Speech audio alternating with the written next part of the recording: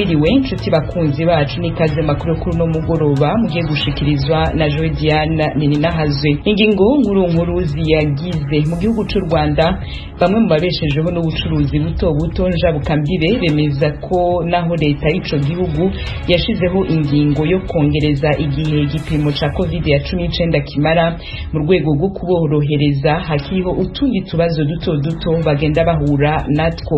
Baturekuye tukajya turambukira ku marangamuntu byaba ari byiza. Aba ni bamwe mu bacuruzi bo ku mupaka wa Gisenyi Goma uzwi nka Petite Barrière n'abakarani bawucisha ko imizigo. Impunzi z'abarundi zibandanya guhunga inkambi ya Rusenda iri muri Republika Demokarasi ya Kongo kubera ikibazo c'inzara.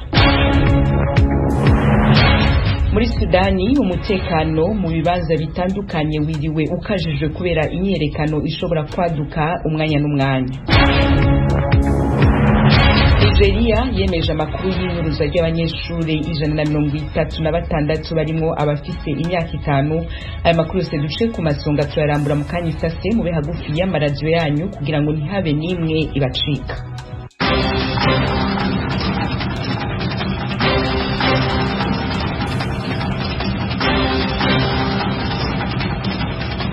Nongere ndabaha ikaze inshuti bakunzi b'ijwi rya Amerika. Amakuru yacu reka tuyatangure muri Sudani ahiriwe hakajije umutekano mu bibanza bitandukanye ni mu gihe yiteze imyerekano.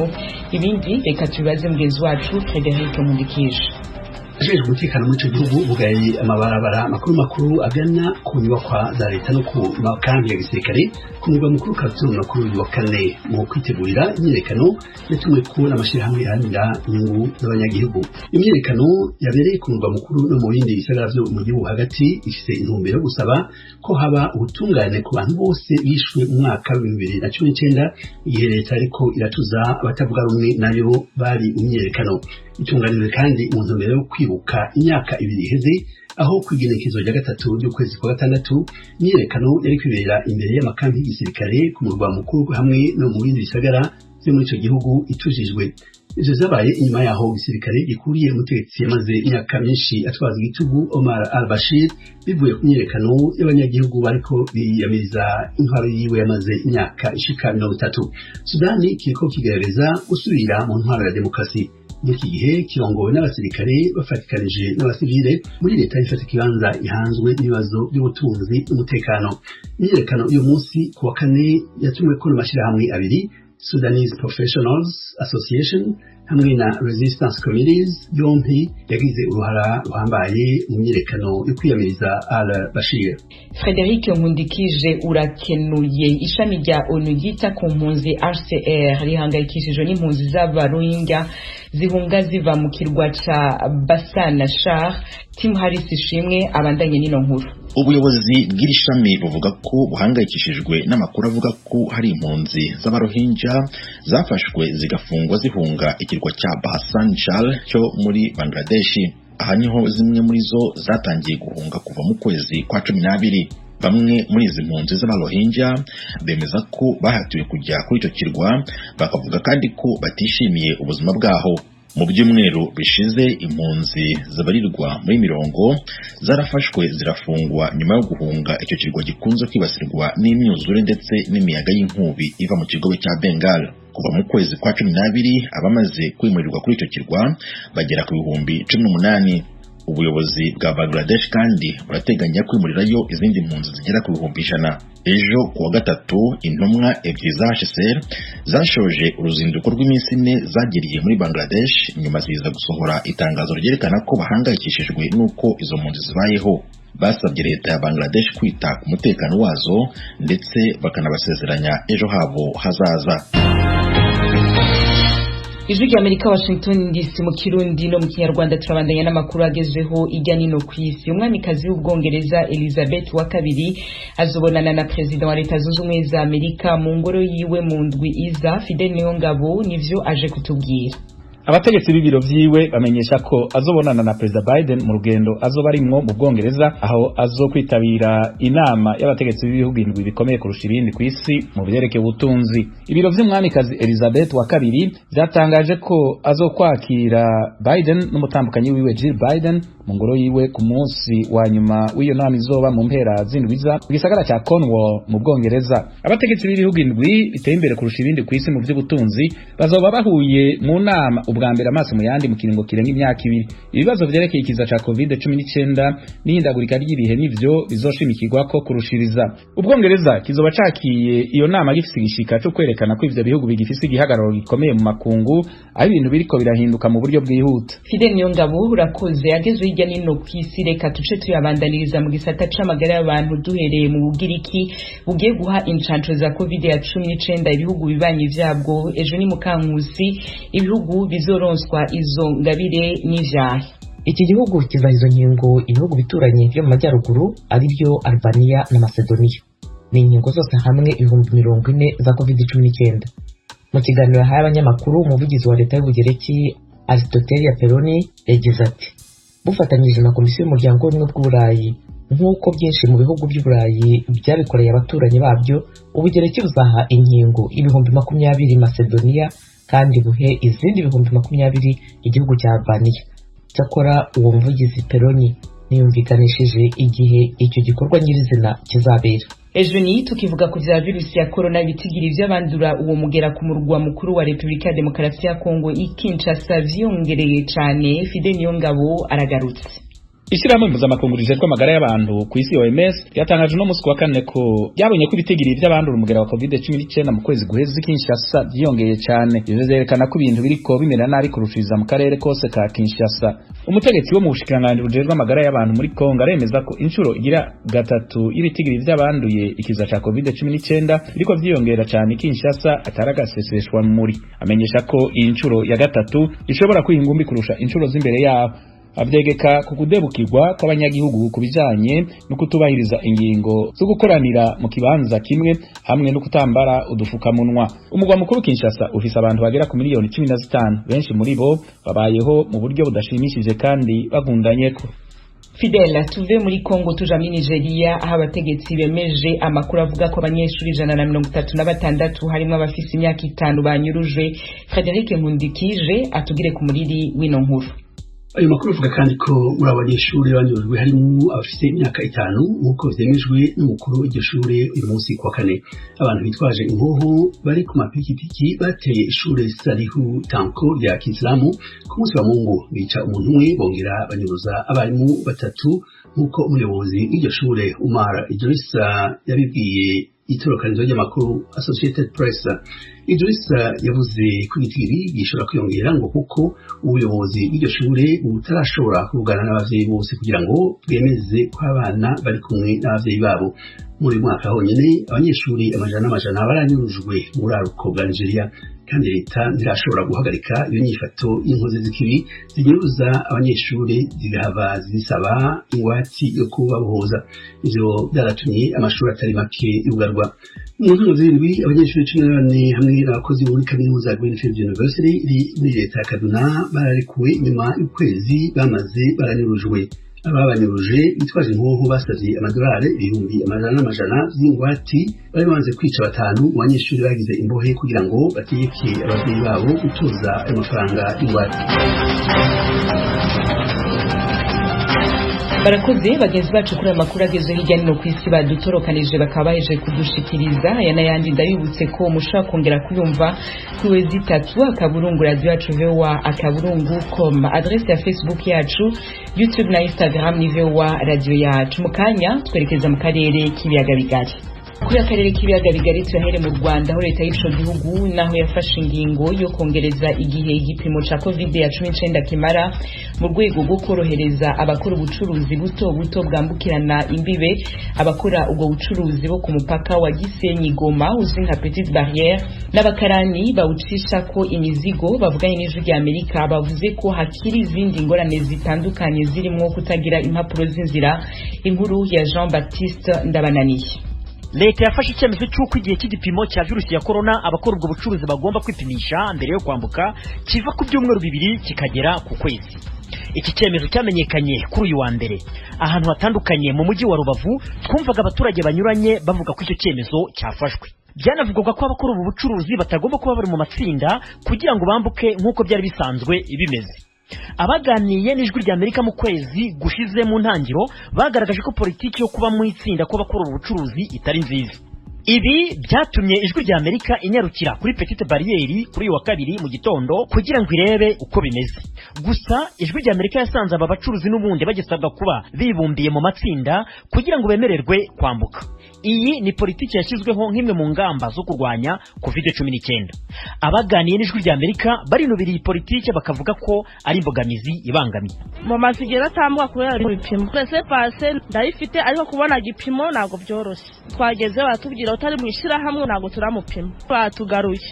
Sinjya nambuka bitewe nuko iby'amashyirahamwe nabonye ntabishobora kubera ubushobozi bukeya. Ishyirahamwe gatangira ubwa mbere gatangira ku buntu. Bigeze hagati baca amafaranga. Nko kwinjiramo bagucaga nk'ibihumbi 20, hari naho wajyaga kuguca 30 andi bakaguca 10. Njye nagiye baca 20. Ubwo ikibazo ni icy'amashyirahamwe cyane cyane. Bafite amarese pasi mashyashya mwabashakira ubuvugizi nabo bakambuka nkuko natwe twambuka kubera ko batari mu mashyirahamwe ari abo bari kujya kwipimisha bakabangira.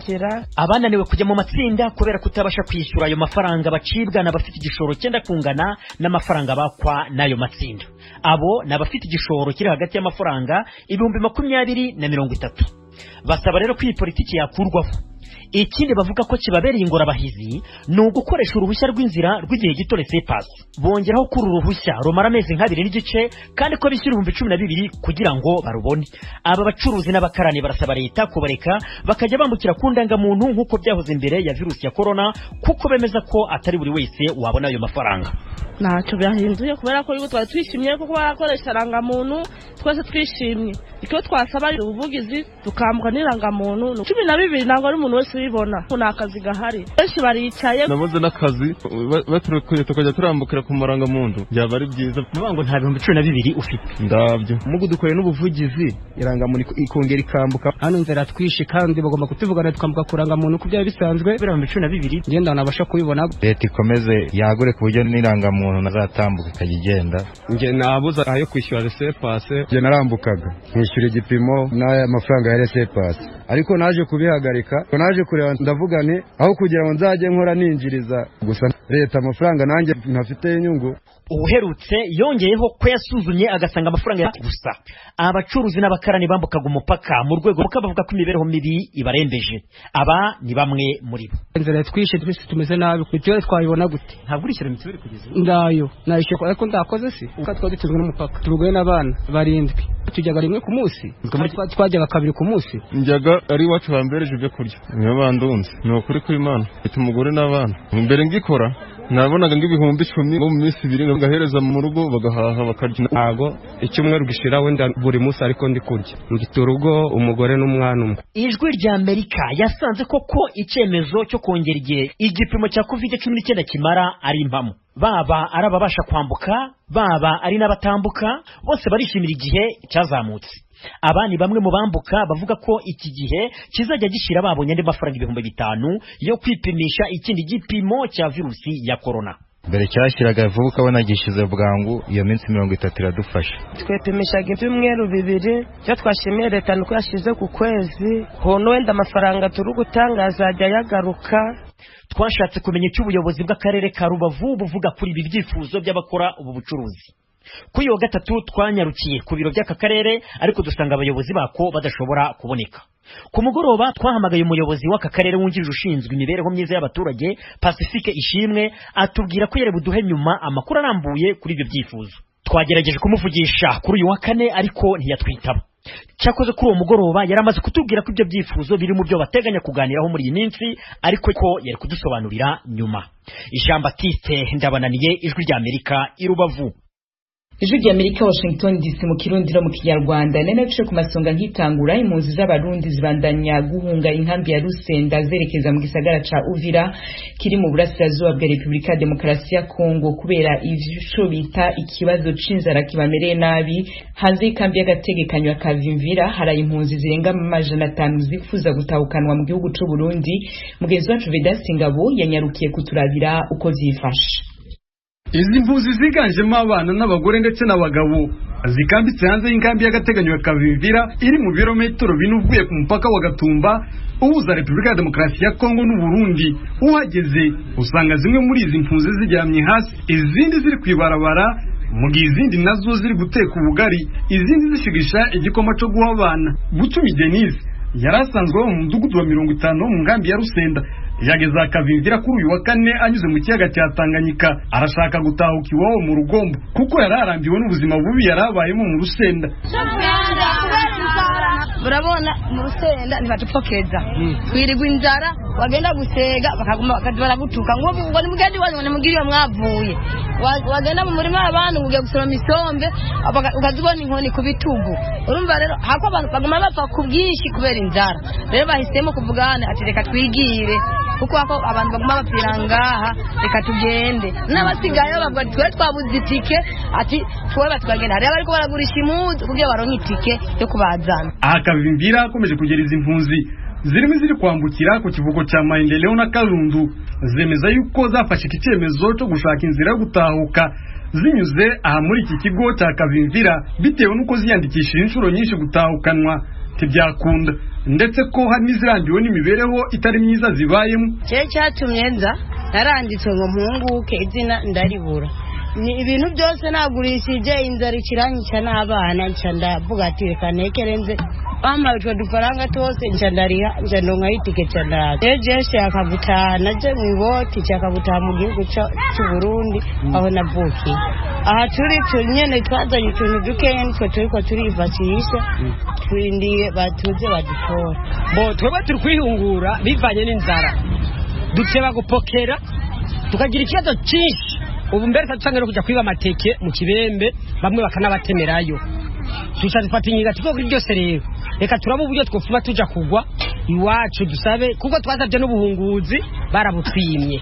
Izi mpunzi zirigwa hanze zikarara hanze y'inkambi ya Kavimvira zivuga yuko usibye kuba zitari gufungurirwa zifite n'ikibazo cy'indwara zishobora guturuka ku isuku rike.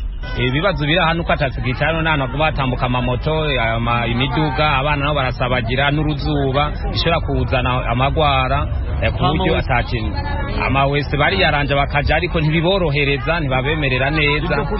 Nta kintu na kimwe y'aba bantu bari ndani bari hanze, nta kintu na kimwe kinjya gihari kubwo kujya rero bikaca bigorana kugira ngo abantu baronke rasyo. Umuyobozi uhagarariye komisiyo y'igihugu ishinzwe impunzi mu Rusenda, Didier Numbi yemeza yuko izi mpunzi zikomeje kuva muri iyi nkambi ariko nta mubare w'izimaze gutaha bari bamenye. Ku ruhande rwa komisiyo y'igihugu ishinzwe impunzi muri Uvira, aho izi mpunzi ziri guhitira bavuga yuko bamaze kwakira izirenga 500 zirimo izo mu nkambi ya Rusenda na Murongwe.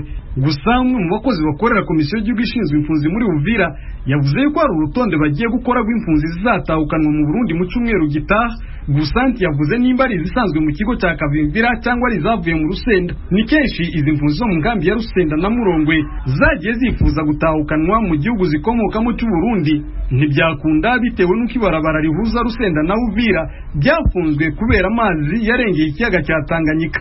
Nubwo izi mpunzi zivuga yuko zihunga inkambi ya Rusenda kubera ikibazo cy'inzara, kuva mu mpera z'icyumweru gishize ishiramwe rishinzwe ibiribwa ku isi rya PAMU byatanze amafaranga y'amezi 2 yo kugura ibiribwa ku mpunzi z'abarundi zo mu nkambi ya Murongwe na Rusenda. Ni nyuma y'amezi yagera kuri 3 iryo shiramwe ryari rimaze riratanga ibifungwa kuri izi mpunzi. Mwomenya yuko mu nkambi ya Rusenda habarirwa impunzi z'abarundi zirenga 30,000, naho mu nkambi ya Murongwe hari impunzi zirenga 9,000. Vedatse Ngabo ku bwaragijwe rya Amerika Uvira mutarakivuye.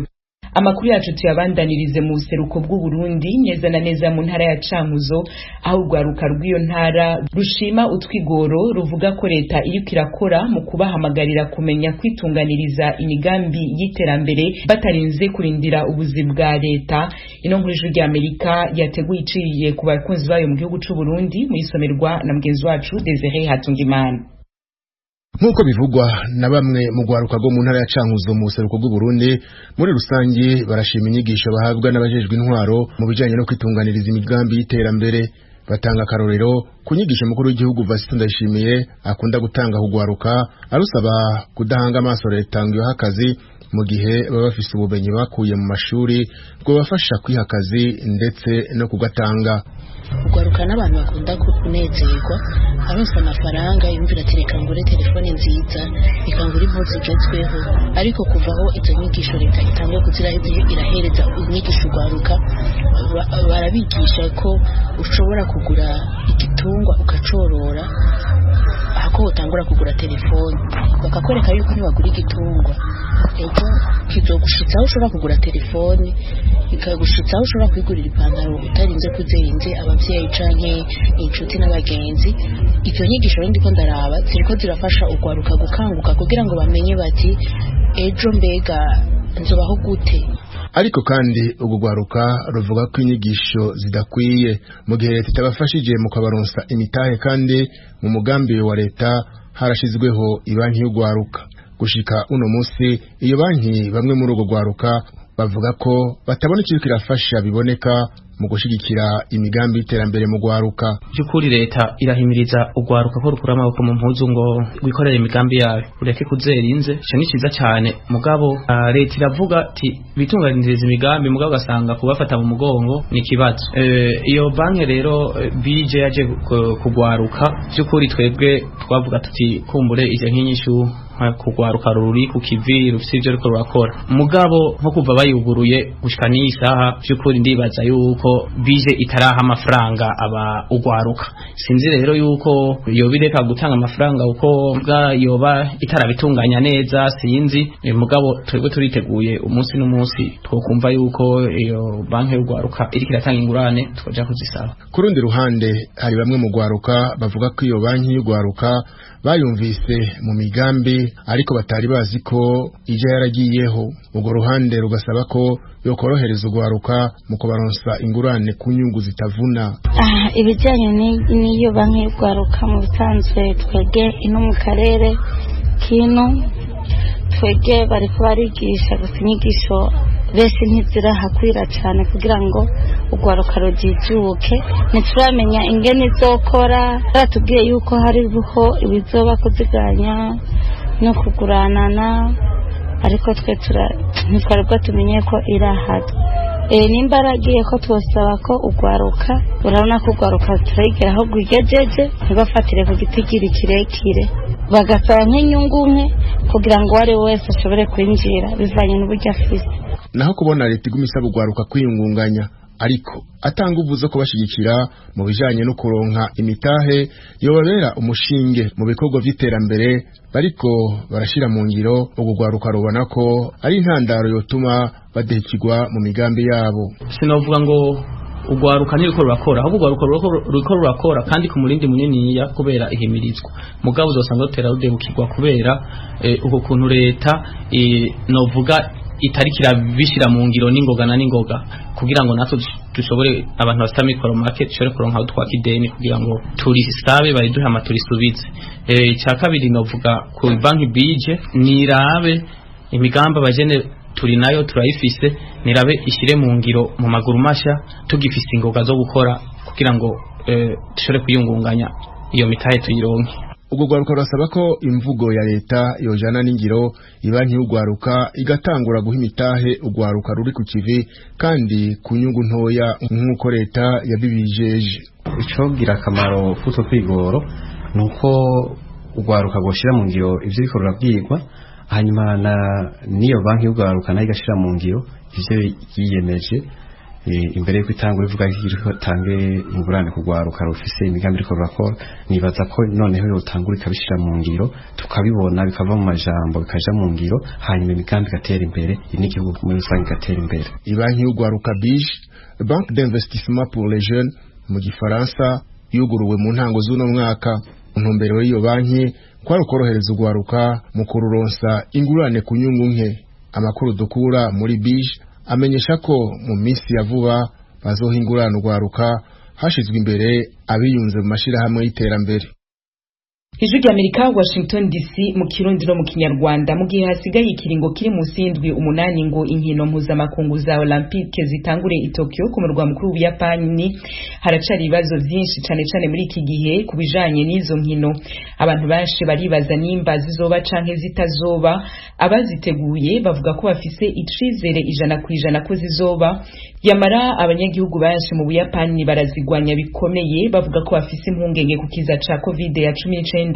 Mugenzi wacu Fidel Niyongabo yavuganye na Steve Derrick Ndizeye umurundi akurikiranira na hagufi inkino aba mu gihugu c'u Sweden, atangura avuga uko abona ibintu niba ibibazo bihari bizoba vyaratorewe inyishu mu gihe hasigaye gusa ikiringo kiri munsi y'amezi 2 ngo zitangure. Ico ni kibazo kidasanzwe bigoye no kucishura muri uno mwanya kuko uravye twebwe turabikurikirana dukurikirana makuru kumbure y'abariko barategura izo nkino arico gihugu c'Ubuyapani, ugakurikira makuru ava muri Komite International Olympique nayo itunganya izo nkino za Jeux Olympique, ugakurikira makuru y'abanonotsi canke abakinyi bategeza kuzokwitaba izo nkino. Biraboneka yuko hari amakenga ku mpande zose bigoye kumenya neza nimba izo nkino zisigaje imisi 50 zizohava ziba kuko mu Buyapani bavuga yuko ikiza ca COVID-19 kikiriho kandi ibitigiri bibandanya byiyongera. Ivyo rero bigatuma abatari bake bagira amakenga yuko izo nkino zishobora kutazoba kuko hari n'abategerezwa gufata mu mugongo izo nkino abo bita aba partenaire bamaze kubivamo bavuga yuko iki atari igihe ciza izo nkino zuba kubera bashira imbere amagara y'abantu bose babuye isi yose kwitaba izo nkino. Tuyutse abariko baratwumviriza ko izo nkino zasibishijwe zigizweyo zari kuba zabaye mu mwaka urangiye mwaka w'2020. Ku bwanyu ni kuki leta y'Ubuyapani itafashe ingingo zose zikomeye zo kurwanya ikiza ca COVID kugira umwaka ukurikira uyu mwaka turimo 2021 zishoboye kuba? Ko biri kose igihugu c'Ubuyapani igihugu kidasanzwe, ni igihugu kiri mu bihugu bikomeye ku isi na cane no kubijyanye no kurwanya ico kiza ca COVID-19. Bari bagerageje uko bashoboye ariko rero bagaca babona kwakira abantu bavuye ibice byose by'isi, bavuye mu bihugu bimwe kumbure bitakomeje ingamba zo kwirinda iki kiza ca COVID-19 kubakira barabona yuko nabo nyene byo batera ikibazo kuko nabo nyene batarashobora guhagarika neza uwo mugera wa COVID-19. Hanyuma ikindi naco cugarije izo nkino ni kubera gushika uno munsi hari abantu